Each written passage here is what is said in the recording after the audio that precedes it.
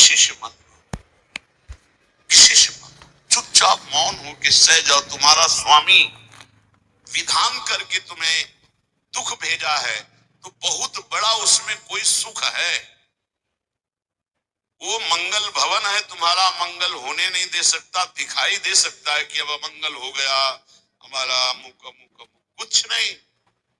धैर्य पूर्वक अपने मार्ग में सीधे चलते रहो।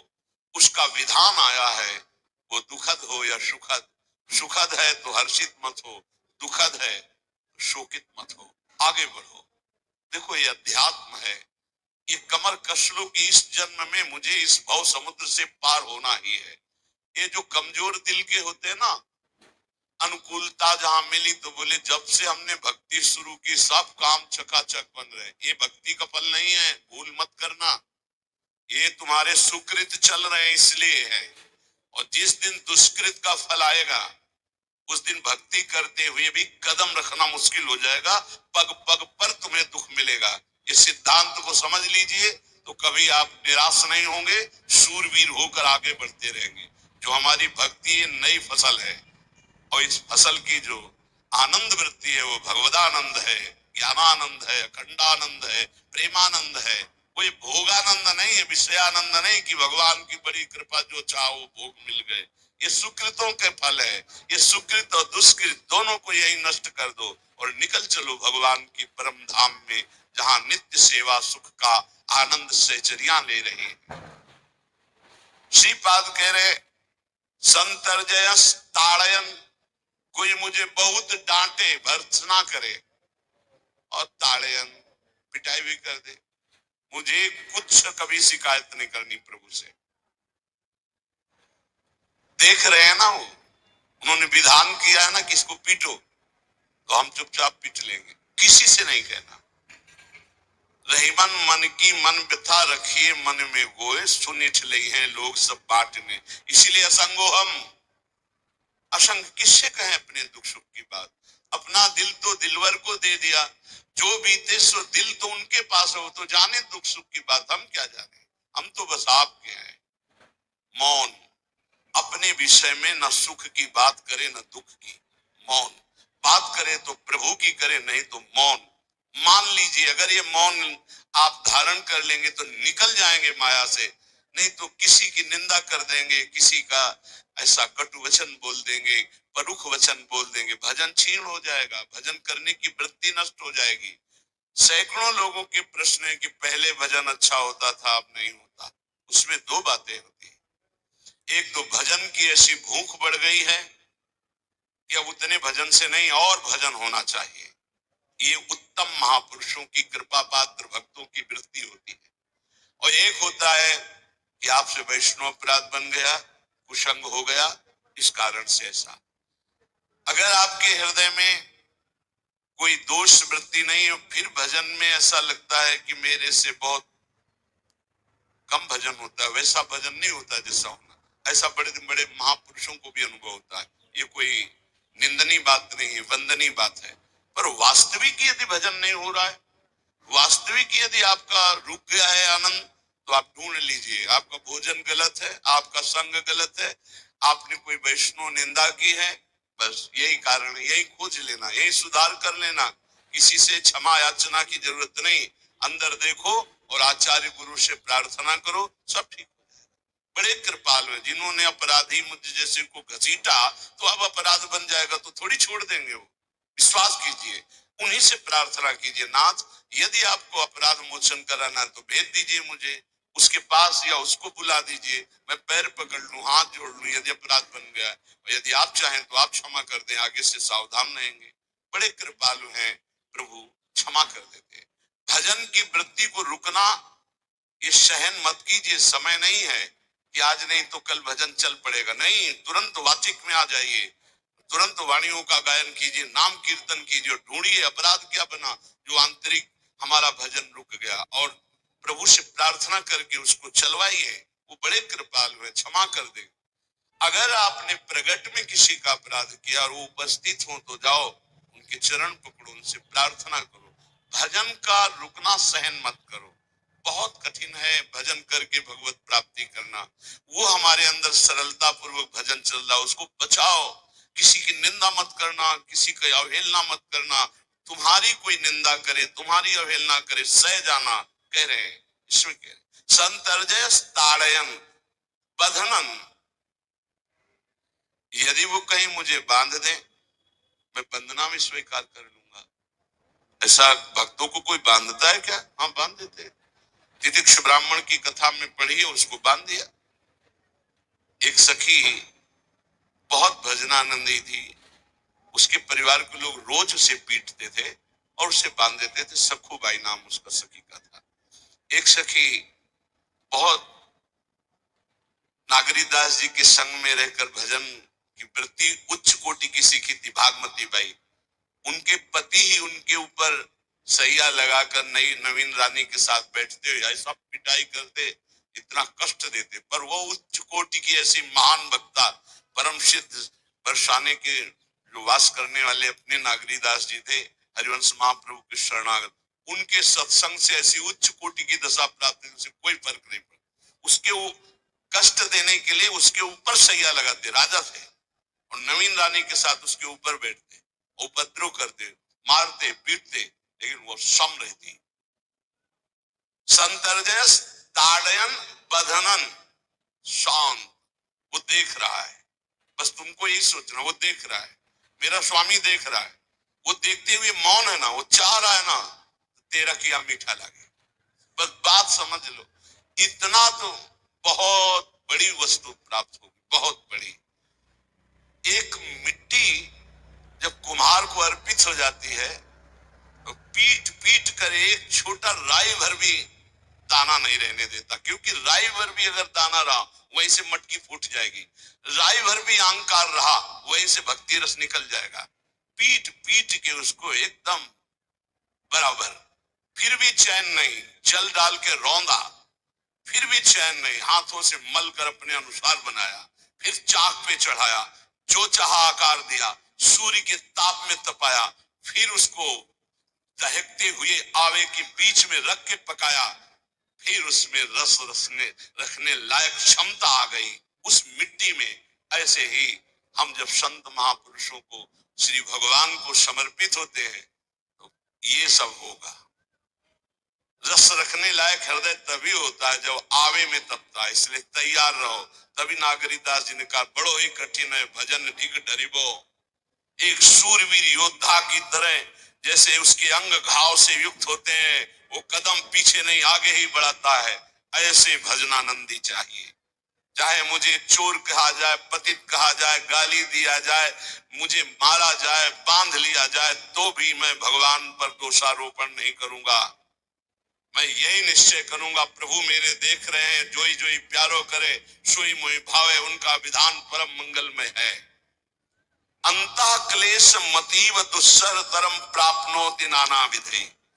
मुझे अंदर से भी बहुत पीड़ा दी जाए, काम पीड़ा, क्रोध पीड़ा, लोग बाहर से तो ये दिया जाए और अंदर से भी ये दिया जाए, तो भी हे प्रिया जो आपसे नहीं कहूंगा। प्रेम में कभी शिकवा शिकायत नहीं होती, ना इष्ट से और अपने प्रीतम के विधान से दिए हुए कष्ट को हम दूसरे से कह दें।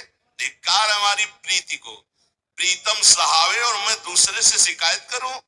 नहीं, हर विधान आपका सहुए, प्रेम है मस्ती का। ये लज्जू पंजू ऐसे काम नहीं है इनके। ये तो देखते हैं पैर धर के, अगर गर्म लगा तो हटा लेंगे, मत रखना गर्म ही गर्म है। छाती मजबूत करके कि आग पे चलूंगा, तो पैर रखोगे तो चंदन हो जाएगा आग में भी। पूरे जीवन की बात कह रहा हूं, पूरे जीवन की। सोचो उस समय जब 13 वर्ष की अवस्था है और घर से निकले थे, कोई साथी नहीं है, कोई समझाने वाला नहीं, और आज इतना जीवन हो गया, इसी यार के सहारे हुआ है। इसी यार, ना 1 रुपया कभी था, न रहा है, न रहेगा। प्रेमानंद का 1 रुपया नहीं, प्रेमानंद की एक वस्तु नहीं, ना रहा ना रहेगा।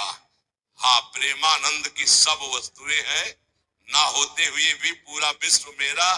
क्यों? प्रेमानंद भगवान का है। भगवदानंद को प्रेमानंद कहते हैं, वही संपत्ति। जीवन भर एक ही साथी रहा है, और हे नाथ ऐसी कृपा करना दूसरा साथी बने ना। अब आओ तो मृत्यु रूप में ही आओ, और किसी रूप में मत आना। साथी हो तो आपका साथ हो। सर्वहरण करने वालों में मैं मृत्यु हूं, बस उस रूप का इंतजार है। आओ उस रूप में और समेट लो अपनी लीला।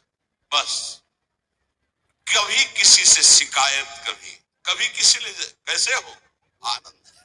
नहीं सुना है किडनी खराब है, तो सुना ही होगा। कोई दुख नहीं, कोई दुख नहीं। वर्तमान दुख वर्तमान के आनंद से बहुत छोटा है। क्या दुख है? स्वामी के द्वारा दिया हो।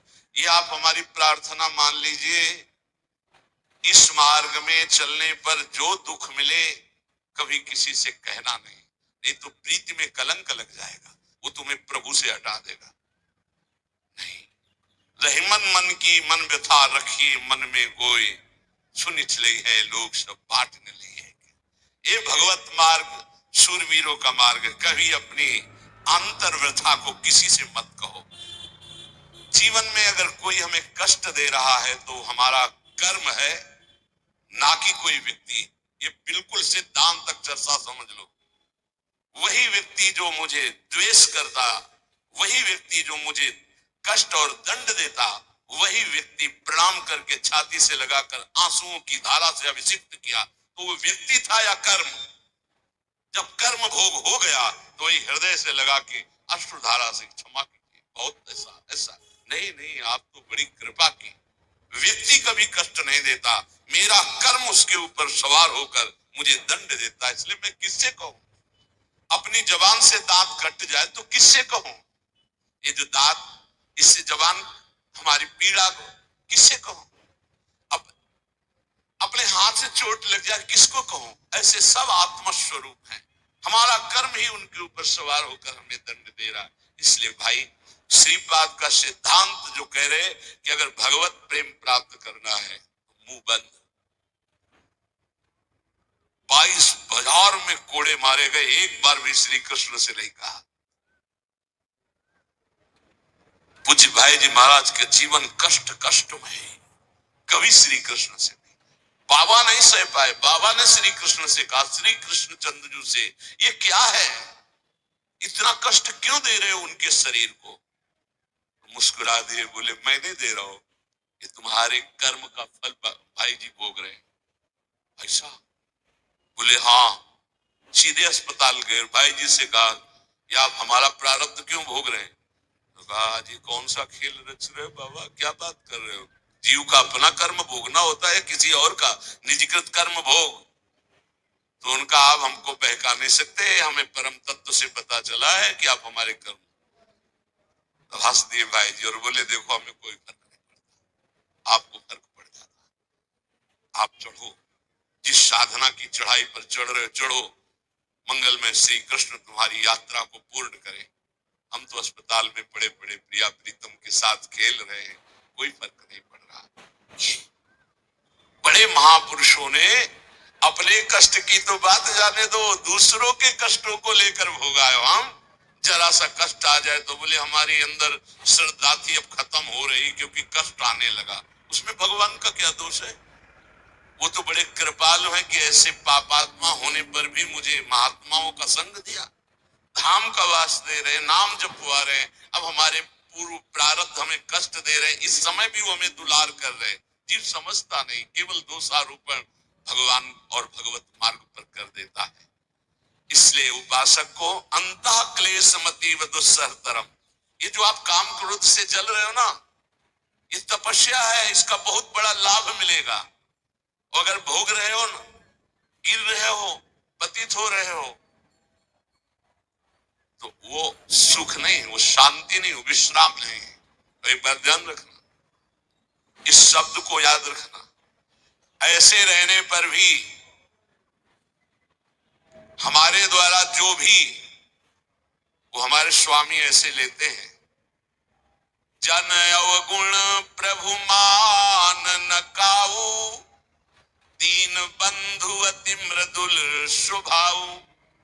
कल शाम के पूज्य परमहंस राम मंगलदास जी की वाणी का चिंतन हो रहा था, कह रहे कि जो 30 मिनट भगवान नाम कीर्तन कर लेता, मेरी बात पर विश्वास रखना हो, उसको भगवत प्राप्ति होगी। 24 घंटे में 30 मिनट नाम कीर्तन कर लेता है और अन्य समय विस्मरण रखता है, तो 30 मिनट का नाम कीर्तन उसे भगवत प्राप्ति करा देगा। तुम्हें जो पाठ प्रिय हो, 30 मिनट पाठ कर लोगे, भगवत प्राप्ति हो। बहुत पहुंचे हुए महापुरुष जिनके चरणों में अपार श्रद्धा है, आप लोग तो रात दिन लगे, आपको भगवत प्राप्ति नहीं होगी। चूक हो जाएगी तो जन और गुण प्रभु मान न काऊ, दीन बंधु अति मृदुल स्वभाव। अग्नि की ज्वाला के समीप रुई का पहाड़ कितनी देर टिकेगा, कितनी देर टिकेगा, उसके ताप में झुलस जाएगा। ये अग्नि की ज्वाला है भगवान नाम कीर्तन, भगवत यश गुणगान। तो जैसे किसी को लगे कि वो नाम जब भी करता है और रुचि पूर्वक पाप करता है, असंभव। नाम जापक रुचि पूर्वक पाप कर ही नहीं सकता, उसका हृदय जलेगा पक्का। आप जप करके देख लीजिए, आप जप कीजिए नाम और फिर आपसे पाप जब बनेगा तो आप फिर हालत अपनी देख लीजिएगा, बार बार हृदय जलेगा, नहीं नहीं नहीं। तो एक दिन वो नहीं सिद्ध हो जाएगा और आप निर्विकार हो जाएंगे। इसलिए अंतः क्लेश, अगर बुद्धि मति वो अति अंदर क्लेश आ रहा है, कभी काम आ रहा है, कभी क्रोध आ रहा है, कभी लोभ आ रहा है, कभी मोह आ रहा है, ये आता रहेगा जब तक भगवत साक्षात्कार नहीं होगा। ऐसा मत समझो कि 2-4 महीने जब करेंगे तो हम सिद्ध हो जाएंगे, ये आता रहेगा। ये बहुत भागवतिक शक्ति से संपन्न है विकार, कोई साधारण नहीं है कि तुम माला जपोगे वो नहीं आएगा, माला जपते समय ही आएगा। ये भागवतिक शक्ति से संपन्न, काम क्रोध लोभ मोह तब त्रिभुवन को परास्त कर रहे हैं। ये भगवान के पावर से शक्तिमान है। तुम्हारा अहंकार जब गलित हो जाएगा तो इनका आना ही बंद हो जाएगा। जब तक अहंकार रहेगा तब तक ये आते रहेंगे। तो जो तुम्हारे अंदर जलन हो रही, मत कहो किसी से, सह जाओ, यही तपस्या हो जाएगी, यही भगवान की प्राप्ति का हेतु हो जाएगा। प्रभु के लिए थोड़ा कष्ट सहकर आप आगे बढ़कर देखिए, वो कितना आपको प्यार देते हैं। यही कष्ट सहना है, आंतरिक विकारों को सहना, बाहरी प्रहारों को सहना, कभी किसी से ना कहना, ये भक्तों का स्वभाव है। मौन, इसीलिए वाणी से मौन, कुछ ना बोलना। हमने एक संत भगवान को देखा है, 22-23 वर्ष पहले वृंदावन में कच्चा मार्ग था, एक बोरा रखते थे, ऐसे पागलों जैसा भेष था। जब रात्रि के 11 बजे वापस यमुना किनारे से प्रसाद पाके यमुना किनारे गए, यमुना किनारे से जब लौटते थे उनको देखते थे अकेले बैठे, उनकी मुद्रा देख के लगता था भगवदानंद में डूबे हुए। नजदीक बैठे, बोरा उठाया, चल दिया। पीछा छोड़ने वाले थे नहीं, पीछे तो उनका क्या बात है, क्यों पीछे। अब संत वेश हमारा भी तो मर्यादा से बोलेंगे, कुछ नहीं, केवल जानना चाहते हैं आपको। तो कालीदय की इधर एक तमाल का पेड़, जो श्वेत रंग का एक वस्तु वृक्ष है, उसका मुझे नाम नहीं याद, कूलर जैसा, और वो तमाल में लिपटा हो, अब भी है, दाहिनी तरफ है। ये जो खाली जगह पड़ी ऊंची, जो अपने दाहिनी तरफ बर्फ फैक्ट्री के आगे जाते हैं, उसी के नीचे बैठे। तो हमने पूछा, आपकी स्थिति देखकर मुझे लगता है आप हर समय भगवदानंद में डूबे रहते हैं, और जब लगता है तो प्रश्न क्यों करते हो। हमको आपकी वेशभूषा देखकर, तो बोले जगत से बचने के लिए ये वेशभूषा है। एक बोरा से जैसे कोई बीनने वाले होते हैं, कबाड़ बीनने वाले, ऐसे बोरा ऐसे रखे थे, गमछा लगाए हुए थे, पूरा शरीर खुला, कोई साधु का वेश नहीं, कोई चिन्ह नहीं, और उनकी स्थिति भगवदानंद में थी। उनका ये किसके उपदेश, किस मार्ग के उपदेश, किस इष्ट की आराधना से आपको ऐसी स्थिति प्राप्त हुई। बोले प्रथम पूज्य श्री स्वामी राम सुखदास जी महाराज का सत्संग हुआ, इष्ट देव श्री कृष्ण, इष्ट ग्रंथ गीता, उसी की कृपा से मुझे ऐसा, मैं भारत के हर तीर्थों में वास करता हूँ, भ्रमण करता हूँ, असंग रहता हूँ, और यही वेशभूषा है। बड़ा अंदर से तो भोजन प्रारब्धवशात जो सामने आ जाता है उसे पा लेता हूँ, नहीं आता भूखा रहता हूँ। तो अगर हम मधुकरी ले आवे, कभी आप जैसे पालेंगे, बोले दे देंगे तो पाल, दूसरे दिन मधुकरी लेकर रोज हमारी उनके चरणों में श्रद्धा, क्योंकि उनका रहना और चिंतन दोनों, रहनी और चिंतन बड़ी प्रशंसनीय। जो वीतराग परमहंस हो गया अक्षरशः वैसे कुछ पास नहीं, केवल बोरा, वो नाटक के लिए बोरा कि कोई समझे कबाड़ बिनने वाला, और एक गमछा ऐसे रंग बिरंगा, बस कुछ नहीं, कोई भागवती चिन्ह नहीं। एक दिन देखा वो बड़े मक्खियां भिन भिना रही, तो नजदीक गए, क्या हो, चुप जाओ, इनका बोली ना, बोले वमन और शौच दोनों हो रही है, शरीर बिगड़ गया है, तो हमका औषधि के लिए हम व्यवस्था, बोले इसलिए कह रहा हूं आप बच जाइए। हमका हमें बता तो दीजिए क्यों नहीं, तो बोले आया हुआ प्रारब्ध है, इसको हंस के भोगना है। ऐसे कोने में साइड में ऐसे पेड़ के किनारे पड़े 2 4 6 10 दिन जो भी व्यवस्था उनकी, फिर वो हमको दर्शन नहीं मिले, अन्य तीर्थों में चले गए होंगे। ऐसा महापुरुष, क्या हम अपने शरीर को इतना प्यार करें कि भगवान से श्रद्धा हो जाए, भक्ति मार्ग में हम लड़खड़ा जाए, फिर सत्संगी किस बात का। ये पक्का समझ लीजिए, ये जो भगवत मार्ग है ये शूरवीरता का मार्ग है, सहन करने का मार्ग है।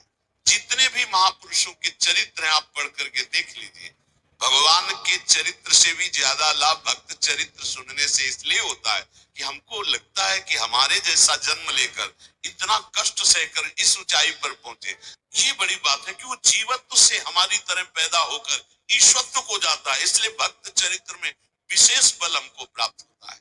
क्या क्या कष्ट सहते, और आप खुद देख लीजिए, आपको जितना कष्ट है उससे बड़ा सुख है कि नहीं, अंदर देख लीजिएगा तो इसी से अनुमान लगा लीजिए, जितना बड़ा कष्ट उससे कई गुना बड़ा सुख भगवान देते हैं, तभी वो उनका यश गाते रहते हैं। ऐसे थोड़ी होता है कि हमारे भगवान का भजन करते हमारे साथ न्याय नहीं हुआ।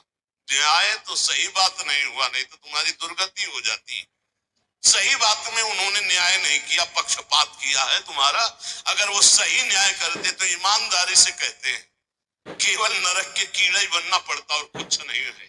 खूब देख लो, डबल चेहरा होता है, एक सामने का चेहरा देख रहे हो और एक एकांत का चेहरा होता है, डबल चेहरा होता है।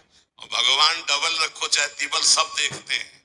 सब हम बैठे हुए देख लो ईमानदारी से, वृंदावन की भूमि में एक चेहरा है जय श्री राधे, और एक चेहरा है जो राक्षस है अंदर बैठा। देख लो, अंदर देख लो, बिल्कुल इस समय सीसी कैमरे में हो, अंदर देख लो, एक राक्षस बैठा है, और उस राक्षस ने जो जो करवाया आप लिखो रजिस्टर में, तुम्हें याद है जितना, और इसके बाद आप न्यायाधीश बनो, फिर आपकी क्या दुर्गति होती उसका। इसलिए ऐसे होता है, हे प्रभु तभी त्राहिमाम मचता है, तब उनकी कृपा नजर आती है। केवल भगवान ने न्याय नहीं किया, हम कहते सच्ची बात तुम कह रहे हो प्यारे, न्याय नहीं किया इसीलिए बचे हुए हो। अगर वो न्याय कर देता, पक्षपात न लेता तुम्हारा, तब तुम्हारे होश उड़ते, चाहे जो कोई हो, अपना रजिस्टर जांच के देख लो। इसलिए कहते हैं कि सबकी जीवनी शुक्ल पक्ष की लिखी जाती है, कृष्ण पक्ष की तो केवल उसी की छाती जानती, दूसरा नहीं। हृदय में जितने विकार, हृदय में जितना अंधकार, हृदय में जितना कूड़ा करकट, वो तो हम जानते हैं कि हमारी स्वामिनी की कृपा ने कितना निर्मल किया है। तब उनकी स्वामिनी मुझ जैसे अपराधी के अपराधों का विस्मरण करके आप ऐसी कृपा, तो आपको लगता है कि संतों की एक दैन्य भाषा होती नहीं, ईमानदारी से संत कभी झूठ नहीं बोलते। जैसे कह रहे कि मौसम कौन कुटिल खलकामी, तो अंतर ये होता है कि आंख में जैसे थोड़ा पड़े तो बहुत बुरा लगता है, और पीठ में इतना बड़ा तिनका चला जाए तो कुछ समझ में नहीं आता। संतों का हृदय आंख जैसा होता है, थोड़ी सी भी गलती में हाय हाय मच जाता है, धिक्कार है तुम्हारे जीवन को, अपने को तुम क्या समझते हो, क्या है तुम्हारे अंदर विचार। और जो मलिन अंतःकरण वाला था, भारी भारी पाप करके भी उसको पश्चाताप नहीं होता। संत जनों को एक पाप की जरा सी वृत्ति की आभास स्फुरना, वो पूरा पाप नजर आने लगता है। क्योंकि इतना निर्मल हृदय होता है। तो सच्ची कहते हैं कि जैसे घोड़ों की लगाम पकड़े हुए श्री कृष्ण अर्जुन की बैठे हैं, ऐसे अपने भक्तों की लगाम पकड़कर बैठ जाते हैं तो यात्रा अध्यात्म की ऊंचाई की चलती, किसी की सामर्थ्य नहीं। इसलिए सब भक्त ऐसे तो आपको मिलेंगे। जहां सामर्थ्य की बात है वहां केवल श्री भगवान की कृपा है। इसलिए बाहर की पीड़ा और अंतर की पीड़ा अपने प्रीतम के द्वारा दी हुई मानकर सह जाओ तो आगे प्रीतम तुम्हारा स्वागत करने के लिए खड़े, पक्का समझ लेना, पक्का।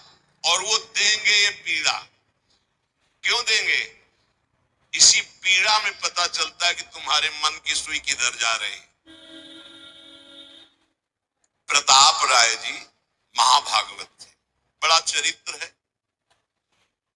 उनके यहाँ एक व्यापार चलता था कुल परंपरा से कि आपको अगर रुपए की जरूरत है तो आप अपना स्वर्ण आभूषण या कुछ रख जाइए गिरवी और रुपया ले जाइए, और ब्याज से तो रुपया दे जाइए, अपने मूल गिरवी ले जाइए जो रख के गए। ये उनकी कुल परंपरा से था। तो उसी के आधार पर वो कुल परंपरागत कर्म कर रहे थे, निरंतर नाम जब भगवत आराधन में मगन। अब नाम जब भगवत आराधना और ईमानदारी से कार्य तो बड़ा सा खूब धन संपत्ति, बहुत आनंद और भक्तजनों के खूब भोजन होते, भंडारे होते। तो जो चिढ़ने वाले जलने वाले लोग हैं वो जलते थे कि करता तो ये कुछ है नहीं, खूब जय जय मच रही है चारों तरफ, इसको नष्ट किया जाए। ये किसने बीज बोया? अरे बोले दुष्ट स्वभाव ने। नहीं नहीं नहीं नहीं, भगवान ने। किनको उस्काया? डंडे को। क्यों? अब झंडा फहराओ मेरे भक्त के यश का। उनके हृदय में जलन हुई। वहां का काजी और मिल गए 3 लोग और उन्होंने कहा कि इसको नष्ट किया जाए। बोले बस आप सहयोग दो, नष्ट तो पक्का। बोले कैसे? बोले प्लान तो सब हमारा बन गया है। अब झोली में कंकड़ भरे। प्रताप राय जी बेटी का ब्याह है, 10,000 मुद्रा चाहिए। बोले गिरवी? बोले है स्वर्ण मुद्राएं। और वो इतने ईमानदार विश्वास, बोले बॉक्स रखा रहता है उसी में रख दो, दस्तखत करो, 10,000 रुपए लो, ब्याज से दे जाना, अपना ले जाना। थोड़ी देर बाद दूसरा आया ऐसी, फिर तीसरा आया, वो तुमका व्यापारी था।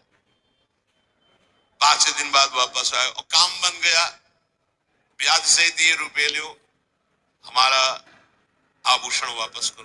बोले जहां रख गए थे वैसे उठा लो। बॉक्स से उठाया ऐसे। अरे देखो कितना नाटक करता है, माला जपता है, भगत बनता है, हमारे स्वर्ण आभूषण हटाकर कंकड़ पत्थर भर दिए। अब लोग तो आश्चर्यचकित हो रहे थे कि ये भगत जी तो ऐसे है नहीं। इतने में दूसरा आया, उसने भी वही नाटक शुरू। तीसरा आया, उसे अब तो पक्का हो गया कि पाखंड करता है। लोगों की श्रद्धा, श्रद्धा को कपूर कहा गया है। कपूर ऐसे बाहर रखो ना तो उड़ जाता है ना, ऐसे ही श्रद्धा है। अगर उसको आप मजबूती, विश्वास की मजबूती में नहीं रखोगे तो श्रद्धा उड़ जाएगी। अब तो सब कहने लगे कि प्रताप राय तो बहुत ही पाखंडी निकला। अब हाहाकार मच गया। इसके बाद काजी, वो तो सब मिले हुए थे, काजी ने बादशाह के सामने बात पेश की। काजी के इशारे से बादशाह ने हुक्म दिया इनको बंदी बना लिया जाए, सारी संपत्ति जब्त कर ली जाए। अब राज सैनिक बंदी बना ले प्रताप राय जी को। सारी संपत्ति जब्त होने लगी तो उन्होंने अपनी पत्नी से इशारे से कहा ठाकुर जी लो भाग जाओ अपने मायके, ठाकुर जी को बचाओ। ऐसी स्थिति में याद क्या है? ठाकुर जी को बचाओ, उनका भोग राग चलता रहेगा, हम तो जेल में कष्ट भोग लेंगे। ऐसा ही हुआ।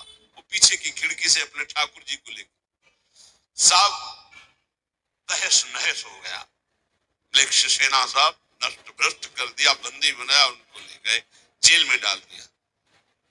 कुछ लोगों ने कहा कि महाराज अभी ठाकुर जी अष्ट धातु के हैं, बहुत महंगे हैं, उनकी पत्नी इसीलिए लेके भाग गई है। मायके से पत्नी को भी बंदी बना, ठाकुर जी को भी संपत्ति के रूप में जब्त किया, और जहां संपत्ति थी वहां गोदाम में ठाकुर जी को ऐसे जैसे संपत्ति डाल दी वैसे डाल। जब पत्नी नजदीक हथकड़ी बेड़ियों के सहित और वो तब एकांत जब हुए तो उनका प्रभु आज तक मैंने कभी आपसे मांगा नहीं और कोई शिकायत नहीं की, बस एक कष्ट है इस समय कि आपको गोदाम में डाल दिया गया है, हम प्राणों से अधिक आपको प्यार करते हैं। आपको भोग नहीं लगेगा, आपकी सेवा नहीं होगी, ये हम बर्दाश्त नहीं करेंगे। प्रभु कुछ उपाय करो जिससे आपकी सेवा, अगर हमें ये पता भी चल जाएगा कि आपको भोग लग रहा है तो आजीवन हम पति पत्नी को जेल में रखो, मुझे कोई कष्ट नहीं। प्रभु ये सब कुछ हुआ, मुझे कोई कष्ट नहीं, आपको भोग नहीं लगेगा, इस बात से मैं जीवित नहीं रह पाऊंगा। भगवान देर थोड़ी लगी युगल सरकार, कल भैया दिए हुए, इस स्थिति में भी तुम्हें मेरी चिंता है, तुम्हें अपने अपमान की, अपनी संपत्ति जब्त की, अपने जेल के दुख की कोई चिंता नहीं, मेरी चिंता है। वही साक्षात्कार हुआ। अब तत्काल, अब वो तो चाबी बदलने वाले हैं ना,